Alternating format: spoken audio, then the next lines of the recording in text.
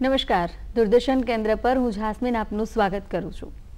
ખેડૂત ભાઈઓ આમ તો બે પ્રકારના પ્રાણીઓ વિશે જાણકાર જ હોય છે, ખાસ કરી અને તેમને વધારે જે માહિતી હોય છે એ પાલતુ પ્રાણીઓ પ્રત્યે હોય છે, કેમ કે તેમના જીવન નિર્વાહમાં અથવા તો ખેતી કામ હોય કે અન્ય જગ્યા હોય સાથે જેમના વ્યવસાય સાથે પણ એ પાલતુ પ્રાણીઓ જોડાયા હોય છે। પણ ખાસ અત્યારની ડિમાન્ડ અને માંગ પ્રમાણે જે આપણા ખેડૂત ભાઈઓ છે એમને જે જંગલી પ્રાણી એટલે કે વન્ય પ્રાણીઓ વિશે પણ જાગૃતતા કેળવવી જોઈએ એ ખૂબ જ જરૂરી બન્યું છે અને કેવી તકેદારી રાખવી જોઈએ અને ખાસ ખેડૂત ભાઈઓમાં આ અંગે કેવી જાગૃતતા જરૂરી છે તે વિશે આજે આપણે માહિતી મેળવવાના છીએ અને આ અંગે આપણને માહિતી આપવા માટે આપણી સાથે જોડાયા છે સક્કરબાગ જૂનાગઢ ખાતેથી range forest officer Nirav Makwana sir. તો સૌથી પ્રથમ તો સર આપનું ખૂબ ખૂબ સ્વાગત છે। નમસ્તે સર, સૌથી પહેલાં જો આપને પૂછવા માંગીશ કે જે ખેડૂતો છે વન્ય પ્રાણી સંરક્ષણ માટે કેવી જાગૃતિ જરૂરી છે ખેડૂત ભાઈઓમાં? નમસ્કાર, હું Nirav Kumar, range officer Sakkarbaug zoo, Gujarat one વિભાગ તરફથી આજે આપણા દૂરદર્શનના કાર્યક્રમમાં ઉપસ્થિત છું। આજે આપણે જે વાત કરવી છે એ મુખ્યત્વે જે વન્ય પ્રાણીઓના સંરક્ષણ માટે ખેડૂતોમાં શું જાગૃતિની જરૂર છે એના માટે આપણે વાત કરીશું। તો જે વન્ય પ્રાણીઓ છે એની અંદર આપણે જે મુખ્યત્વે માનતા હોય છે ખેડૂતોને મુખ્યત્વે જેની મુશ્કેલી છે રોજ છે, ભૂંડ છે અને સિંહ અને દીપડા છે। આ ચાર વિશે લોકો વધારે વાતો કરતા હોય છે, પરંતુ આ સિવાય પણ જે વન્ય પ્રાણીઓ છે અલગ અલગ, જેમ કે મોર છે એ પણ વન્ય પ્રાણી છે, સાપ છે વન્ય પ્રાણી છે, રોઝ, ભૂંડ આ બધા તૃણાહારી પ્રાણીઓ છે। આ સિવાય માંસાહારી પ્રાણીઓમાં દીપડા છે, સિંહ છે, જે મુખ્યત્વે આપણા ગુજરાતના લેન્ડસ્કેપમાં જોવા મળે છે। તો આ જે તમામ પ્રાણીઓ છે એ ખેડૂતોના મિત્ર પણ છે અને એના લીધે એમને પાકમાં પણ સારો એવો મતલબ ઉત્પાદનમાં વધારો થઈ શકે। તો આપણે એમની સાથે જો સમજ કેળવીએ તો આપણે આપણા પાકને કેવી રીતે વધારી શકીએ અને સાથે સાથે તેનું સંરક્ષણ કરીએ કે જેનાથી આપણી જે ફૂડ ચેઇન છે એ જોખમાય નહીં। તો આ માટે થઈને આપણે જોઈએ તો મુખ્યત્વે જે તૃણાહારી પ્રાણીઓ છે એમાં રોઝ અને ભૂંડ કે જે આપણા ખેડૂતોના પાક હોય છે એને નુકસાન કરતા હોય છે, તો એમના માટે કંટ્રોલ માટે જે કુદરત છે એમણે માંસાહારી પ્રાણીઓને રાખ્યા છે, જેમાં મુખ્યત્વે દીપડા છે ભૂંડનો શિકાર ખૂબ જ મોટી પ્રમાણમાં કરતા હોય છે અને સિંહ છે એ રોઝનો શિકાર મોટા પ્રમાણમાં કરે છે। તો આમ એની વસ્તી ઉપર કંટ્રોલ કરવાનું જે કામ છે એ માંસાહારી પ્રાણીઓ કરે છે। આ સિવાય જે સાપ છે એ ખેડૂતોને જે મુખ્ય બીજો એક ઉપદ્રવ છે એ ઉંદરોનો છે કે જેના દ્વારા એમના પાકનો મોટા ભાગે બગાડ થતો હોય છે। તો આ ઉંદરોની વસ્તીને કંટ્રોલ કરવા માટે થઈને આ સરીસૃપ વર્ગના જે સાપ છે બધા, જેમાં ધામણ આવે છે, કોબરા છે, આ બધા સાપોનો મુખ્ય આહાર તે ઉંદરડાઓ છે કે જેનો પણ એ કંટ્રોલ કરે છે અને પેસ્ટિસાઇડ તરીકે કામ કરે છે। તો જે સાપને બધા છે નેચરલી પેસ્ટિસાઇડ્સ છે અને જે માંસાહારી પ્રાણીઓ છે એ હર્બીવોરને કંટ્રોલ કરવા માટેના સાધનો છે। તો આમ જે વન્ય પ્રાણીઓ છે એ ખેડૂતોને એકને અનેક રીતે મતલબ ફાયદો કરાવી રહ્યા છે। તો આ બધા વન્ય પ્રાણીઓની આપણે સુરક્ષા કરવી જોઈએ અને એ સુરક્ષા કઈ રીતે કરવી જોઈએ એના વિશે આપણે આજે જાણીશું। સર, ખાસ જ્યારે વન્ય પ્રાણીઓ છે તેને લઈને કેવી તકેદારીઓ રાખવી જોઈએ? વન્ય પ્રાણીઓ માટે જે ખેડૂત મિત્રો છે, એકચ્યુઅલી ખેડૂતોના ખેતરો જે અલગ અલગ ગામના ફ્રિન્જમાં હોય છે અને ઘણીવાર આપણો જે સૌરાષ્ટ્ર રિજન છે એમાં જંગલોની ફ્રિન્જ ઉપર બધાના ખેતરો આવેલા હોય છે। તો મુખ્યત્વે જે માંસાહારી પ્રાણીઓ છે જેમ કે દીપડો છે, સિંહ છે, આ નિશાચર છે, તો એ રાત્રિના સમયે બહાર નીકળવાનું પસંદ કરતા હોય છે જ્યારે ગરમીમાં થોડો ઘટાડો થઈ જાય। તો આવા ટાઈમે જ્યારે પ્રાણીઓ બહાર નીકળે તો ખેડૂતોએ શું કરવું જોઈએ કે એક સાથે 4-5નો ગૂઠ બનાવી લેવો જોઈએ। રાતમાં એકલા ખેડૂતોએ એને પાણી વાળવા માટે થઈને એકલાએ કામ ના કરવું જોઈએ। જંગલી પ્રાણીઓમાં કેવું હોય છે કે જે સિંહ છે, દીપડા છે, એ પોતાની હાઇટથી નીચેનું કોઈ પ્રાણી જોવે એટલે એમને એવું લાગે છે કે આ એનો પ્રે બેઝ છે, જેમ કે ભૂંડ હોય છે અને નીલગાય હોય છે। તો આ બંને એની હાઇટથી થોડા નીચા હોય છે તો એને એવું લાગે છે કે આ અમારો શિકાર છે। ખેડૂત જ્યારે ભાઈ મિત્ર હોય છે એ પોતાના ખેતરની અંદર પાણી વાળતો હોય છે તો પાણી વાળતી વખતે એ થોડો વાંકો વળેલો હોય છે, તો એનો પોસ્ચર પણ એવો જ આવે કે સિંહને અને દીપડાને એવું લાગે કે આપણો શિકાર છે। તો એ જો બે લોકો સાથે મળીને એક જણ પાણી વાળશે, બીજો જણ જે હશે ખેડૂત મિત્ર એ એનું ધ્યાન રાખશે તો ક્યારેય પણ આવો હુમલો બનવાનો કોઈ શક્યતા રહેતી નથી। આ સિવાય પણ આપણે જે લાઇટ હોય છે, ટોર્ચનો આપણે યુઝ કરતા હોઈએ છીએ. તો મેં ઘણી જગ્યાએ એવું બહુ સારું જોયું છે કે ભાવનગર સાઈડના જે ખેડૂત મિત્રો છે એ પોતાના ખેતરની અંદર એક વાયરની અંદર ટોર્ચ લટકાવીને ગોળ ફેરવતા હોય છે. તો એનો જે લાઇટ પડતી હોય છે તો વન્ય પ્રાણીઓ જે પ્રકાશથી બહુ સેન્સિટિવ હોય છે એ લોકો ત્યાંથી દૂર રહે છે. તો આવા જે બિનઉપદ્રવી ઉપાયો છે એ આપણે આના માટે કરવા જોઈએ, ન કે આપણે ફટાકડા ફોડવા જોઈએ. ઘણા સ્ટેટની અંદર હાથીને ભગાડવા માટે થઈને ફટાકાઓનો યુઝ કરવામાં આવે છે. તો એનાથી ઘણીવાર કેવી અસર થાય છે કે ફટાકાના અવાજથી હાથી ભડકી જાય છે અને સામો ખેડૂત ઉપર હુમલો કરતો હોય છે. તો આવું કરવાના બદલે જે આ લાઇટવાળો ઉપાય છે એકદમ સુરક્ષિત ઉપાય છે. બે લોકો સાથે રહેશો તો ક્યારેય વન્ય પ્રાણી તમારી પાસે આવશે નહીં, તમારી ઉપર હુમલો કરશે નહીં. તો આવી આપણે તકેદારીઓ વન્ય પ્રાણીઓ વિશે રાખવી જોઈએ. જ્યારે કોઈ પણ ખેડૂતોએ તમે કહ્યું કે પાણી વાળવા જાય ત્યારે આવા જંગલી પ્રાણીઓ હોય છે, સિંહ છે, વાઘ છે કે દીપડા, એનાથી એમ ભય હોય, પણ એવી જ રીતે શું ખેડૂતોએ સિંહને પોતાનો મિત્ર માનવો જોઈએ? ખેડૂતોએ ડેફિનેટલી સિંહને પોતાનો મિત્ર માનવું જોઈએ, કારણ કે જેમ મેં અગાઉ તમને કહ્યું તેમ કે જેટલા પણ આ તૃણાહારી પ્રાણીઓ છે જેમાં મુખ્યત્વે રોજ છે એની વસ્તી આજકાલ બહુ વધી ગઈ છે. તો રોજની વસ્તી વધવાનો એક મુખ્ય જે કારણ છે એ કારણ એવું છે કે એ તૃણાહારી પ્રાણી છે. એના ઉપર જે શિકાર કરવાવાળું માંસાહારી પ્રાણી છે એનો એક સમયે બહુ અભાવ થઈ ગયો હતો. એની સંખ્યા બહુ 2 ડિજિટમાં રહી ગઈ હતી. એના લીધે એની સંખ્યામાં બહુ વધારો થયો. તૃણાહારી પ્રાણીઓ વધ્યા એટલા માટે ખેડૂતોની મુશ્કેલી વધી. તો જે સિંહ છે એ અવાજ રોજ ભૂંડ આનો શિકાર કરી અને એની સંખ્યાને નિયંત્રણમાં રાખે છે. આના લીધે ખેડૂતોના પાકને મતલબ જે એ લોકો આજકાલ લાઈવ ફેન્સિંગ મૂકતા હોય છે, આ બધી વસ્તુઓની જરૂર નહીં પડે અને ઓટોમેટિક જ એ બધા તૃણાહારી પ્રાણીઓનો આમાં કંટ્રોલ થઈ જશે. સર, અન્ય જે તૃણાહારી પ્રાણીઓ છે એનાથી પાકનું રક્ષણ કેવી રીતે થાય છે? તૃણાહારી પ્રાણીઓની અંદર આપણે અત્યાર સુધી વાત કરી તો એક નીલગાયની અને ભૂંડની વાત કરી. આ સિવાય સસલાઓ અને ઉંદરો પણ જે ખેડૂતોને મતલબ પાકને મોટા ભાગે નુકસાન પહોંચાડતા હોય છે. સસલાઓ હોય છે એ ખેતરની અંદર મોટા મોટા દરો બનાવીને જમીનને ખોખલી કરી નાખતા હોય છે. તો જેની અંદરથી પાકમાં નીચે પછી એમાં પાણી ભરાય તો પાક સડી જવાની બીક રહે છે. ઉંદરો હોય છે તૈયાર પાકના દાણા હોય છે એને ખાવા કરતાં બગાડ વધારે કરે છે, જેના લીધે પણ ખેડૂતોના પાક ઉત્પાદન ઘટતું હોય છે. તો આ સરેરાશ પાક ઉત્પાદનનો જે ઘટાડો થાય છે એને આપણે રોકવા માટે થઈને પેસ્ટિસાઇડ્સ, ઉંદર માટે થઈને દવાઓ લગાવવામાં આવે છે. આ દવાઓ ક્યાંક ને ક્યાંક આપણા માણસોના આહારમાં પણ આવતી હોય છે. એનાથી વિવિધ બીમારીઓ જેવી કે કેન્સર, બીજી વિકૃતિઓ એ ઉત્પન્ન થતી હોય છે. તો આને આપણે જો નેચરલી રોકી શકીએ તો એના માટે સાપ છે, સરીસૃપ વર્ગના જેટલા પણ સાપ છે એમાં કોબરા છે, ધામણ છે, આ બધા સાપો જે છે એ ઉંદરોનો નેચરલી શિકાર કરે છે અને એને ખાય છે. તો એ ત્યાં એનું પેસ્ટિસાઇડ થઈ ગયું છે. આ સિવાય જે સસલાઓને છે એને પણ મોટા અજગર હોય છે. અજગર મુખ્યત્વે સસલાઓને એને ખાતા હોય છે. તો જેના લીધે એનો પણ કંટ્રોલ થતો હોય છે. અને ખેતરની અંદર જે ઢાલ કાચબાઓ એવું રહેતા હોય છે તો એના લીધે જે જીવડાઓ હોય છે એને એ લોકો ખાઈ લે છે. મોનિટર લિઝાર્ડ છે, આ બધા ઘણા બધા જાતના જીવજંતુઓને ખાય છે. મતલબ નોર્મલ હાઉસ લિઝાર્ડ છે એ પણ ખેડૂતોને ત્યાં આજુબાજુમાં ફરીને બધા પેસ્ટિસાઇડનો કંટ્રોલ કરી લેતા હોય છે. તો આવી રીતે જો આપણે પ્રાકૃતિક જે ઉપાયો છે એના તરફ વળીશું અને એનું સંવર્ધન અને સંરક્ષણ કરીશું તો ઓટોમેટિક જે આ બગાડ છે એ એના રીતે જ ફૂડ ચેઇન બેલેન્સ થવાથી ઓટોમેટિક ઘટી જશે. આમ જોવા જઈએ તો જ્યારે કોઈ પણ પાકનું વાવેતર કર્યું ત્યારે ખેડૂત ભાઈઓ જીવાતથી બચાવવા કે અથવા તો આવી રીતે ઉંદરથી બચાવવા માટે દવાનો ઉપયોગ કરે છે, પણ એના કરતાં જે વન્ય અને તૃણાહારી જે પ્રાણીઓ છે એ જ રિયલ એમ કહેવાય કે પેસ્ટિસાઇડનું કામ કરે છે. સર, જ્યારે હવે કોઈ પણ આવી રીતે યોજનાઓ હોય છે એમાં સરકાર પોતાનો ફાળો આપતી જ હોય છે. હવે આ બધું કામ છે અથવા તો રક્ષણ છે, નુકસાન છે કે પાકો માટે ખેડૂતોની જાગૃતિની વાત છે, આમાં સરકારી યોજનાઓ કેવી છે એના લાભ વિશે જણાવશો?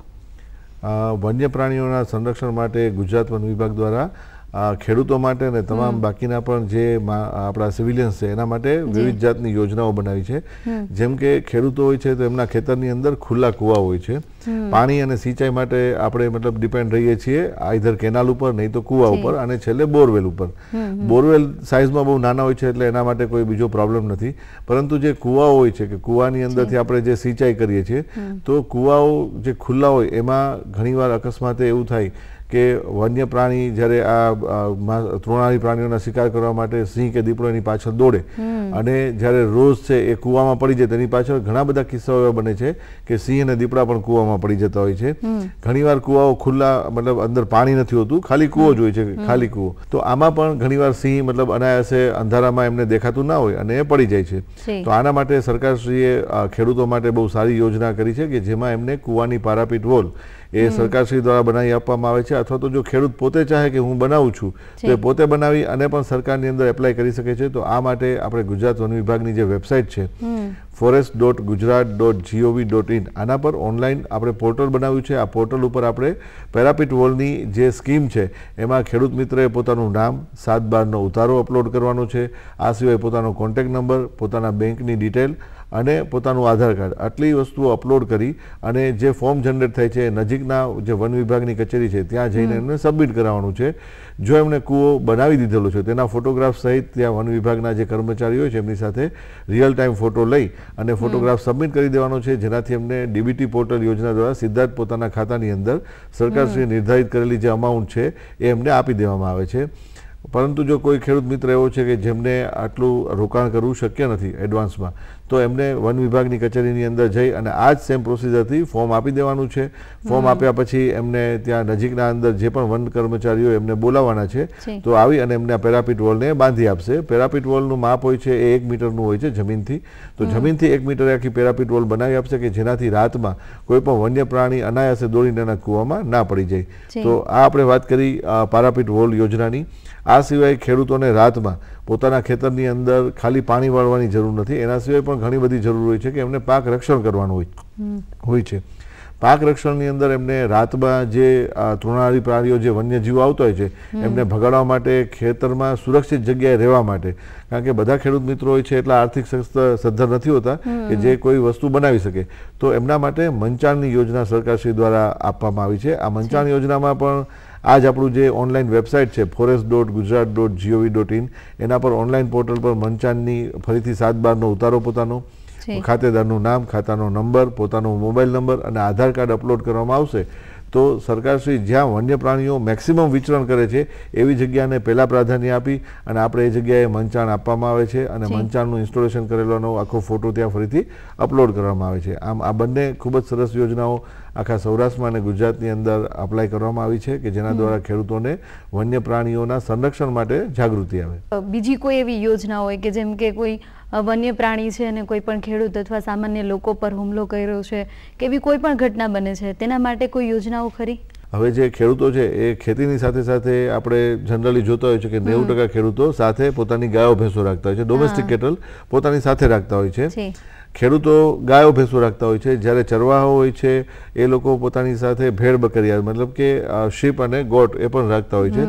તો આ તમામ જાતના જે ડોમેસ્ટિક કેટલ છે એના ઉપર જો કોઈ વન્ય પ્રાણી હુમલો કરે તો સરકારશ્રીના હમણાં જે પ્રવર્તમાન નવા GR આવ્યા છે એ પ્રમાણે એમને અલગ અલગ વેલ્યુ, જેમ કે બકરા છે એમના માટે 3000 રૂપિયા નક્કી કરવામાં આવે છે, ભેંસ છે, પાડો છે, રેલો છે અથવા તો ગાય છે દૂધની, એમના માટે 50,000 રૂપિયાની સહાયતા આપવામાં આવે છે. એ સિવાય ઊંટ છે, ઘોડા છે, આ પણ બધા પ્રાણીઓ જે ઉપયોગી પ્રાણીઓ છે એમના માટે પણ અલગ અલગ અમાઉન્ટ નક્કી કરવામાં આવી છે. હવે જો વન્ય પ્રાણીઓ કોઈ માણસ ઉપર હુમલો કરે, જનરલી ક્યારેય સિંહના કિસ્સામાં એવું થતું નથી કારણ કે સિંહ છે એ ક્યારેય બી માણસોથી બહુ દૂર રહે છે. દીપડાના કિસ્સામાં આપણે હુમલાઓ ઘણીવાર જોતા હોઈએ છીએ. તો સિંહ કે દીપડા દ્વારા ક્યારેય પણ જો માનવ પર હુમલો કરવામાં આવે તો માનવને મતલબ જો સામાન્ય ઈજાઓ પહોંચી હોય તો 0 થી લઈને 60,000 સુધીની સહાયતા સરકારશ્રી તરફથી આપવામાં આવે છે. જો એમને કોઈ અંગ એમનું ખોવાઈ ગયું છે આ દુર્ઘટનામાં તો સરકારશ્રી દ્વારા 2 લાખ સુધીની સહાય આપવામાં આવે છે.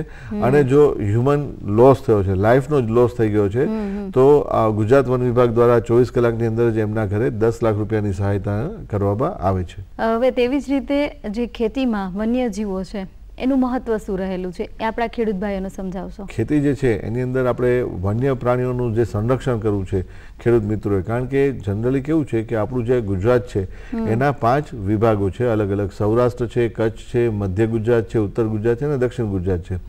આમાં ગુજરાતની અંદર જંગલોનો જે વિસ્તાર છે 6 થી 8% આસપાસ છે, જેમાં મુખ્યત્વે સૌરાષ્ટ્રની અંદર ગીર અને ગિરનારના જંગલો છે. આ સિવાય કચ્છની અંદર ચિંકારાની સેન્ચુરી છે અને ઘુડખર સેન્ચુરી છે. નોર્થ ગુજરાત અને આખો જે ઈસ્ટર્ન બેલ્ટ છે ત્યાંથી સધર્ન બેલ્ટ સુધી જે ગાઢ જંગલો આવેલા છે ડાંગથી લઈને ઉત્તર સુધીના, તો આ બધા જંગલોને ફ્રિન્જ ઉપર નોર્મલી ખેડૂતોના બધા ખેતરો આવેલા હોય છે. તો વર્ષે અને દિવસે જ્યારે પણ ચોમાસું હોય છે ત્યારે વન વિભાગ દ્વારા ત્યાં અલગ અલગ SMCના કામો કરવામાં આવે છે, જેની અંદર નાના નાના બંડ્સ, ચેકડેમો, વન તલાવ, આ સિવાય કન્ટુર્સ બનાવવામાં આવે છે કે જેમાં પાણીનું મેક્સિમમ રોકાણ થાય, જેના લીધે જે તળના નીચેના ખેડૂતોના ખેતરો છે ત્યાં પાણીના વોટર ટેબલ છે એ થોડું ઉપર આવે. તો આ પણ એક વન વિભાગ દ્વારા ઇનડાયરેક્ટ ખેડૂતોને મદદ કરવામાં આવે છે.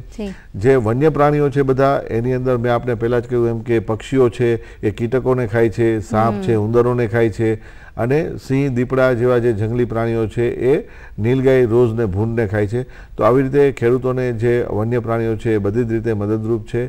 ફક્ત આપણે એને જોવાનો દ્રષ્ટિ અને આપણો દ્રષ્ટિકોણ બદલવાનો છે અને એની સુરક્ષા કરવાની છે. એનાથી સેફ ડિસ્ટન્સ રાખવાનું છે. ક્યાંય બી કોઈ ખેડૂત મિત્રે રાત્રે જો પોતાના ખેતરની આસપાસ, સ્પેશિયલી જે સૌરાષ્ટ્રના આપણા રિજિયન છે ત્યાં જો સિંહે શિકાર કર્યો હોય અને મારણ કર્યું હોય તો કોઈને પણ બોલાવવાના નથી આજુબાજુમાંથી સિંહ જોવા માટે. એમના બદલે વન વિભાગના અમારી કર્મચારીઓ છે એમને બોલાવવાના છે નજીકના, કે અહીંયા સિંહે શિકાર કર્યો છે, તો એ લોકો મારણ લઈ અને સિંહને અલગ જગ્યાએ, સેફ જગ્યાએ ખસેડી દેશે કે જેમનાથી ખેડૂતો ઉપર કોઈ પણ જાતના હુમલાના બનાવો ના બને. નોર્મલી જે સિંહ, દીપડા હોય છે એમની સાથે જ્યારે સિંહણ બચ્ચાઓની સાથે હોય છે ત્યારે, અથવા તો સિંહ જ્યારે મારણ ઉપર બેઠેલા હોય છે ત્યારે અતિ નજીક જવાથી કે આપણે આપણી જે લિમિટ છે ક્રોસ કરે છે ત્યારે જ વન્ય પ્રાણીઓ આપણા ઉપર હુમલો કરતા હોય છે. અન્યથા પ્રાણીઓ ક્યારેય પણ મનુષ્યો પર હુમલો કરતા નથી. ઘણી વખત આપણે સર જોઈએ છીએ કે ઘણા બધા એવા વિસ્તારો છે કે ત્યાં જંગલી પ્રાણીઓ આપણને વધારે જોવા મળતા હોય. એવી જગ્યાએ ઘણી વખત આપણે એવા વિડીયોઝમાં જોતા હોય કે સામાન્ય લોકો છે એને કનડગત હેરાન પરેશાન કરતા હોય. આવા લોકોને શું કહેશો? વન્ય પ્રાણી અધિનિયમ 1972 જે આવ્યો છે એમાં એક જોગવાઈ એવી કરવામાં આવી છે કે તમે વન્ય પ્રાણીની પાછળ જો બાઇક પણ દોડાવો છો તે પણ એ વન્ય પ્રાણીઓના મર્ડર કર્યા બરાબર છે. તો એના માટે થઈને ખૂબ સખ્ત પ્રોવિઝન કરવામાં આવ્યા છે. પહેલાં તો ક્યારેય બી આવું ક્યાંય સિંહ હોય તો સિંહ આપણા ખેતરમાં આવ્યો છે, આપ આરામથી જોઈ લો, એનો કોઈ જ પ્રોબ્લેમ નથી. પરંતુ તમે સિંહને કનડગત કરો, સાથી દોસ્તારોને બોલાવો, ત્યાં મતલબ પાર્ટીઓ, ઉજાણીઓ જેવું કંઈ કરો, સિંહની પાછળ ગાડીઓ દોડાવવી, બાઇક દોડાવવા, સિંહને પજવવા, આ બધી જ વસ્તુઓ વન્ય પ્રાણી અધિનિયમ હેઠળ શિક્ષાપાત્ર ગુનો બને છે. આ માટે 7 વર્ષની કેદ અને દંડનું પણ પ્રાવધાન કરવામાં આવ્યું છે. આ સિવાય જે ફોરેસ્ટ ડિપાર્ટમેન્ટ છે એ રાઉન્ડ ધ ક્લોક પેટ્રોલિંગ બી કરતા હોય છે. આના માટે ખાસ બીજી ખેડૂત મિત્રોને એ પણ અપીલ છે કે વન્ય પ્રાણીઓથી બચવા માટે, પાકને બચાવવા માટે થઈને એ જે જીવંત કરંટ મૂકતા હોય છે ખેડૂતો પોતાના ખેતરની આસપાસ, એ ખૂબ જ ડેન્જરસ છે. કારણ કે ઘણા કિસ્સાઓ અમારા ધ્યાનમાં એવા આવ્યા છે કે એક ખેડૂતે પોતાના જ ખેતરની અંદર જ્યારે વીજ કરંટ લાઈવ જીવંત તાર મૂક્યો હતો, એના જ બાજુના ખેતરના સેઢા પાડોશી હતા, એમને એ કરંટ લાગી ગયો. તો એમાં PGVCL, પોલીસ અને ફોરેસ્ટ ડિપાર્ટમેન્ટ એક સાથે કાર્યવાહી કરવી પડતી હોય છે અને ખેડૂત ખૂબ જ મુશ્કેલીમાં મુકાઈ જતો હોય છે. તો આના બદલે જે સેફ ઉપાય છે, હાલમાં બજારની અંદર ખૂબ જ નજીવા દામ ઉપર આપણને ઝટકા મશીન મળે છે જે સેફ છે. એ ઝટકા મશીનમાં DC કરંટ આવતો હોય છે, જેના લીધે કોઈ પણ વન્ય પ્રાણી તમારા ખેતરની નજીક આવશે તો એ ઝટકો ખાઈને પાછું એમના જીવને કોઈ જોખમ થશે નહીં. પ્લસ જે પણ માણસ છે એ પણ અજાણતા જો તમારા ખેતરમાં આવીને કોઈ અડી ગયો તો એમને પણ મૃત્યુનું જોખમ નહીં રહે.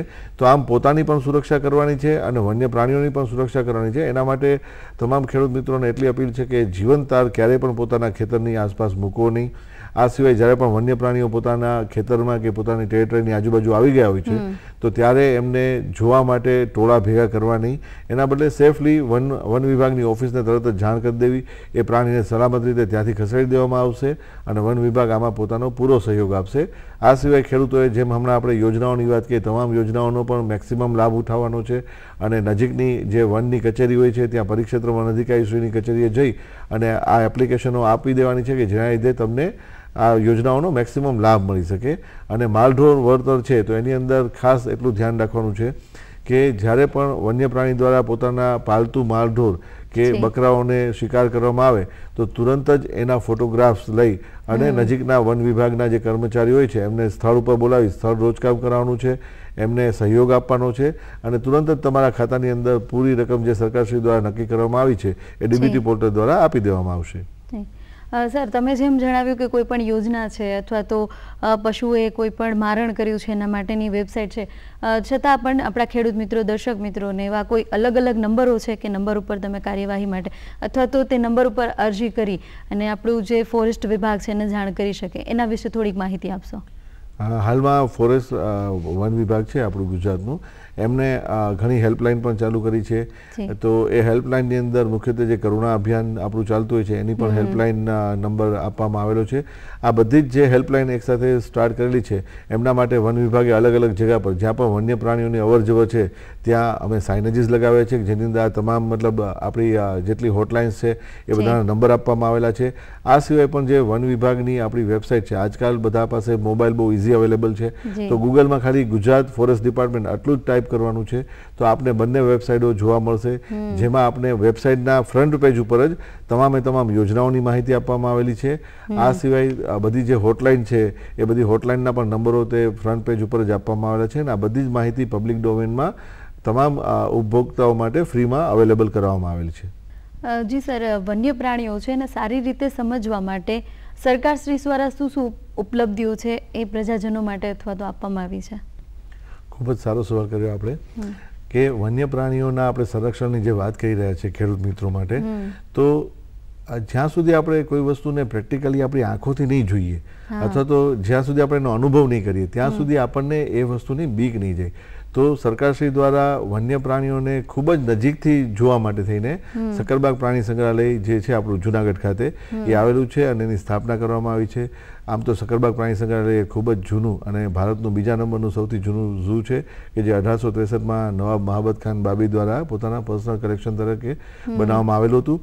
ત્યારબાદ 1 મે 1960 જે ગુજરાત સ્થાપના દિવસ થયો ત્યારબાદ એ ગુજરાત વન વિભાગના હસ્તક આપવામાં આવ્યું છે અને આ પ્રાણી સંગ્રહાલય છે એ સેન્ટ્રલ ઝૂ ઓથોરિટીની ગાઈડલાઇન હેઠળ આજે ભારતની અંદર 3જા નંબરનું ઝૂ છે કે જેને અંદર લાર્જ કેટેગરીનું ઝૂ છે. ત્યાં આપણે 1000થી પણ વધારે ઇન્ડિવિજ્યુઅલ્સ અને 102થી વધારે પ્રજાતિના પ્રાણીઓ રાખવામાં આવેલા છે.